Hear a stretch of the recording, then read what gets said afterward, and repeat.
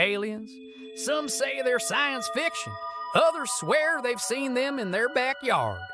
But whether you believe or not, the stories are getting weirder. From government cover-ups to cosmic secrets, here are 5 alien conspiracy theories so wild they just might be true. Story 1. The man who worked in Area 51 and told everyone. In 1989, a man named Bob Lazar went on TV and claimed he worked at a secret facility near Area 51. Not just sweeping floors, he said he reverse-engineered alien spacecraft.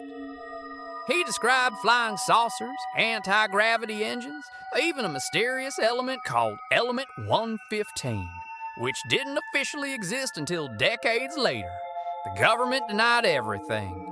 Then his records at Los Alamos and MIT mysteriously vanished, like he never existed. But the kicker, years later, people found a phone directory from Los Alamos Labs with Lazar's name on it. So was he telling the truth? Or did he just get erased? If Bob Lazar was a fake, he was a very well-documented one. But the next guy, he says aliens didn't come from the stars. They came from the ocean. Story 2, the USO Files, Unidentified Submerged Objects. Forget flying saucers, some say aliens don't come from space at all. They come from under the ocean, UFOs that dive straight into the sea, glowing discs moving faster than submarines. Navy radar operators seeing objects defy physics. It's called the USO phenomenon, Unidentified Submerged Objects, and it's got serious military attention. Even Christopher Mellon, former Deputy Assistant Secretary of Defense, said these underwater sightings are real and way beyond current tech. So now the question is, are aliens hiding in space or swimming circles around us deep in the ocean? Still not convinced? Let's talk about a president who may have tried to expose it all and got shut down. Story 3, JFK and the Alien Memo. There's a memo that conspiracy theorists can't stop talking about. Dated just 10 days before JFK's assassination, it shows him asking the CIA for documents on UFOs. He wanted to share the info with NASA and with the Soviets. Some believe this made him a threat, not to national security, but to cosmic security. Less than 2 weeks later, JFK was gone. The memo was declassified years later, and it's real.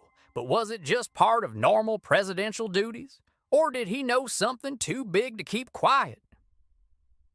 That one sent chills down your spine. Good, because the next story involves a missing moon mission and a recording NASA won to explain. Story 4, the Apollo 20 mission that never happened.